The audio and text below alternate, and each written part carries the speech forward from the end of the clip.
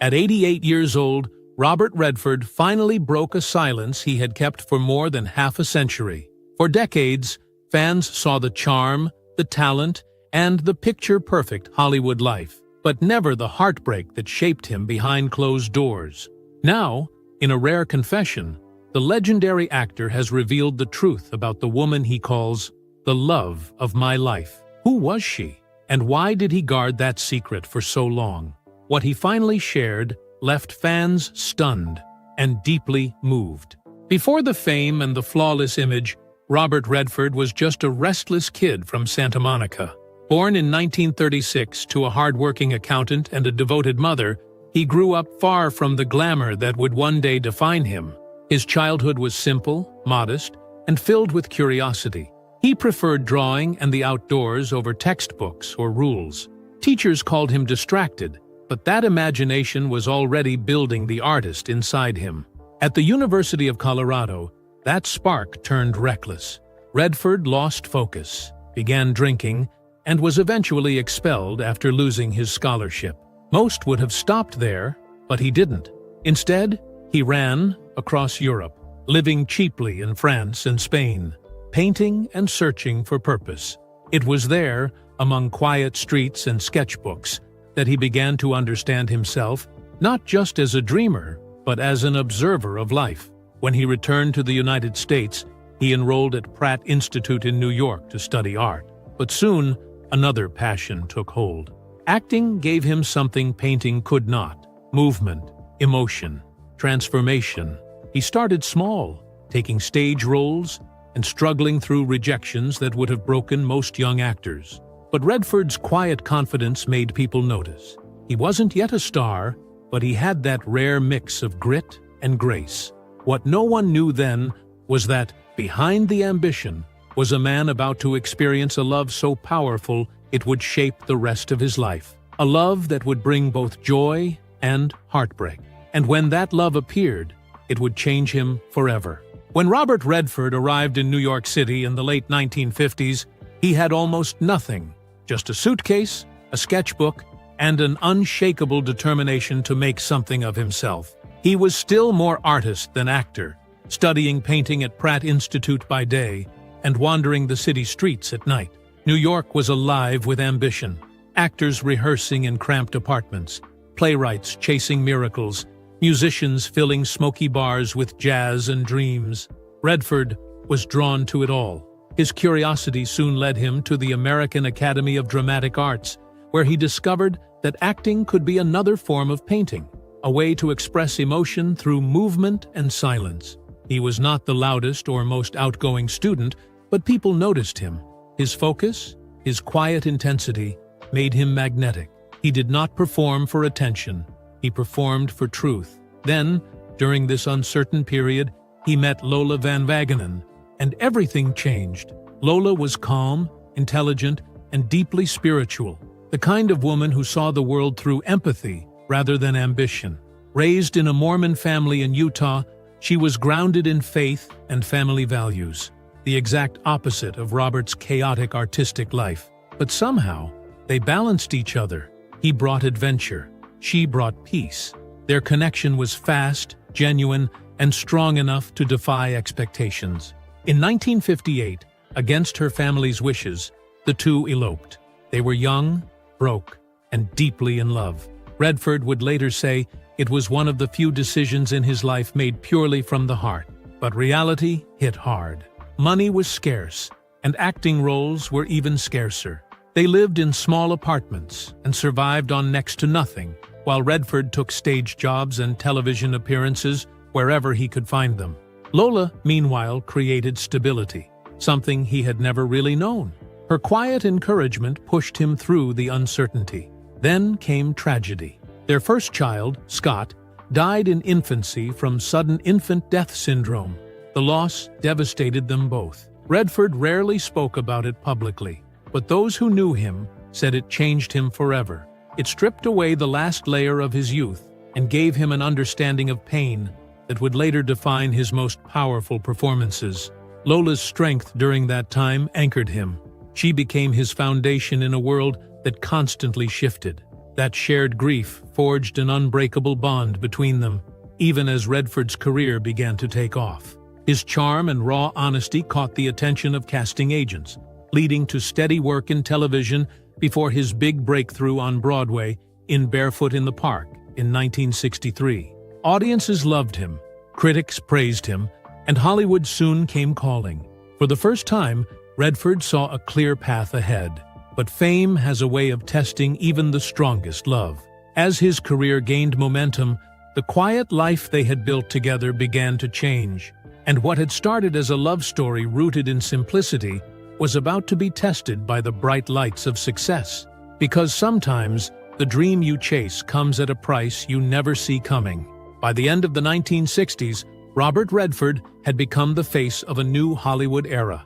His breakout in Butch Cassidy and the Sundance Kid made him an instant star. That easy grin, that quiet confidence, and those piercing blue eyes made audiences feel like they knew him. He followed it with The Sting, The Way We Were, and All the President's Men, cementing his status as both a heartthrob and a serious actor. On screen, he seemed untouchable. Off-screen, his life was far more complicated.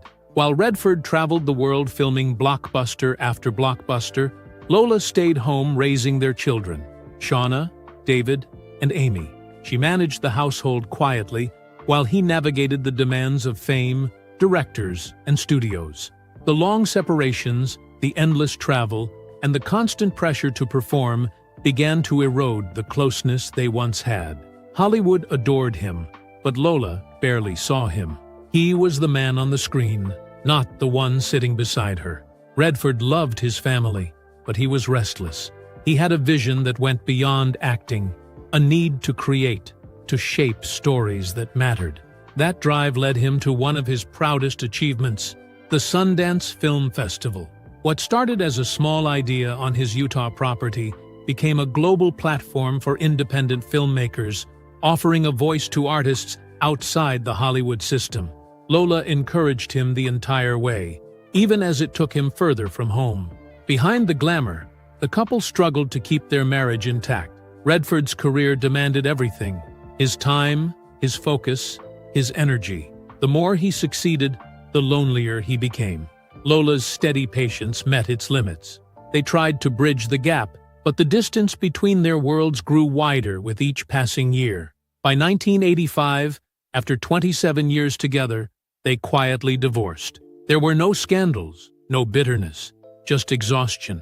They had weathered poverty, loss, and fame, but the constant pull of two different lives finally broke them apart. Redford rarely spoke about it, yet those close to him said the separation weighed heavily on him for decades. Years later, he admitted that his ambition often came at the cost of the people who mattered most. "I was focused on building something," he once said, "but sometimes, in doing that, you lose sight of what you were building it for." It was a moment of honesty from a man known for his restraint, proof that even legends carry quiet regrets. Still, Lola's influence never truly left him. She was part of his foundation, the steady voice in the background of every risk he took. Even as he continued to rise, directing and producing some of his most meaningful work, there was always a part of him that seemed to look back. And though their marriage ended, the story between them was far from over. Decades later, Redford would finally say what his silence had been hiding all along. For decades, Robert Redford's personal life was an elegant mystery. He spoke through his films, not his interviews, carefully keeping the world at arm's length. When it came to his marriage to Lola Van Wagenen, the mother of his children, he almost never said her name in public. Hollywood adored him for his poise, but behind that calm exterior was a man who carried memories too sacred to share. Then, in a rare moment of honesty late in life, Redford let down his guard. During an interview, when asked about Lola, he paused and said softly, "She was the love of my life." Just 6 words, but they carried the weight of 50 years. There was no performance in his voice, no need for attention. It was not a confession for headlines. It was truth, simple, heavy, and human. Fans were stunned. After all this time, why reveal it now? Why not when the wounds were fresh and the world still watched him closely? Those who knew Redford best say the answer was simple. Time changes everything. Decades of silence, loss, and reflection had stripped away the need to protect an image. He no longer spoke as a movie star. He spoke as a man reckoning with his past. The confession came not long after the death of his son, James Redford, in 2020, a loss that forced him to look back at his life through a different lens. Losing James reopened an old wound, reminding him of the pain he and Lola endured when their first child, Scott, passed away as an infant. Through all that heartbreak, she had been his strength. And now, as age made him face the fragility of time, he could finally say what he had always felt: gratitude. He described Lola not with sadness, but respect. "She grounded me," he said. "She believed in me when I did not believe in myself." For Robert, it was never about romanticizing the past. It was about honoring the person who saw him before the world did. Those words revealed something audiences had never truly seen in him before: vulnerability. The man who had built an image of independence and control was, in the end, simply human. Someone who had loved deeply, lost profoundly, and carried that love quietly for a lifetime. But life has a way of bringing second chances, even to those who stopped searching. And for Redford, that second chance came in the most unexpected way. After years of silence and introspection, Robert Redford found something he never expected: love that felt calm, real, and unshaken by fame. It began in the late 1990s at his Sundance mountain resort in Utah, the creative sanctuary he had built years earlier. There, surrounded by artists and nature, he met Sibylle Sagars, a German painter whose work explored the beauty and fragility of the earth. Sibylle was nothing like the world Robert came from. She was private, spiritual, and deeply connected to the natural world. When they first met, she had little idea how famous he was. And to Redford, that was refreshing. After decades in the spotlight, he found comfort in someone who saw him simply as Robert, not as the movie legend millions admired. Their connection was effortless. She understood the quiet side of him, the artist, not the actor. And that was the part of himself he had missed most. Their bond grew slowly, built not on glamour, but on shared values. They talked about art, the environment, and the kind of world they wanted to leave behind. By the time they married in a small, private ceremony in Hamburg, Germany, in 2009, their relationship had already become something sacred. It was not about starting over, but continuing life with someone who truly understood him. Together, they channeled their creativity into purpose. Sibylle and Robert co-founded The Way of the Rain, an environmental project blending performance art, music, and film to raise awareness about protecting the planet. Redford often said that working with her gave him a sense of renewal, a reminder that creativity and love could still evolve, even in his 70s. She inspired him to return to painting, to spend long hours outside again, and to reconnect with the peace he had lost during his Hollywood years. In her presence, the pressure melted away. Their love was quiet, grounded, and free from expectation. Those who knew him said he laughed more, moved slower, and seemed lighter than he had in decades. But Redford never erased his past. He often spoke about how life offers different kinds of love. Some shape you, others heal you. Sibylle brought him peace, while Lola had given him belief. The two women represented different eras of his soul, one that built him and one that restored him. In his later years, that balance became everything. With Sibylle beside him, Redford rediscovered joy without noise, a kind of happiness born not from attention, but from stillness. Yet life, as it always does, had one final test waiting for him, one that would bring both pain and perspective. Because even after finding peace, Robert Redford's heart would face losses that no man, no matter how strong, can ever truly prepare for. Even as Robert Redford built a new life with Sibylle Sagars, the shadow of his first great love never left him. When he spoke of Lola van Wagenen, there was always a quiet reverence in his voice, not longing, but gratitude. She had stood beside him through poverty, rejection, and heartbreak.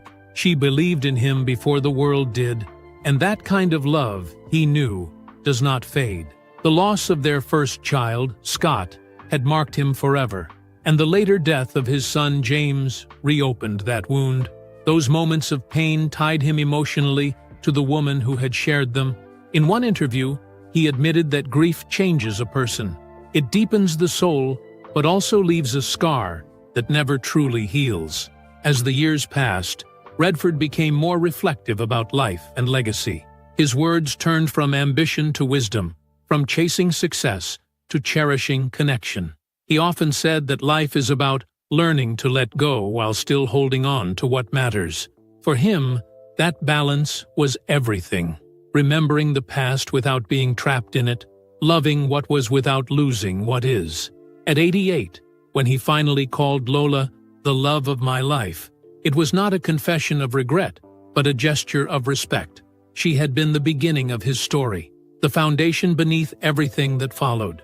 And while he found peace in his marriage to Sibylle, he understood that the heart can hold more than one truth at once, the love that built you and the love that carried you home. Robert Redford's life, like his films, was never about perfection. It was about depth, loss, resilience, and grace. And in the end, his greatest role was not on screen. It was learning how to love, let go, and live fully, all at once. Because even legends are human, and every great story begins and ends with love.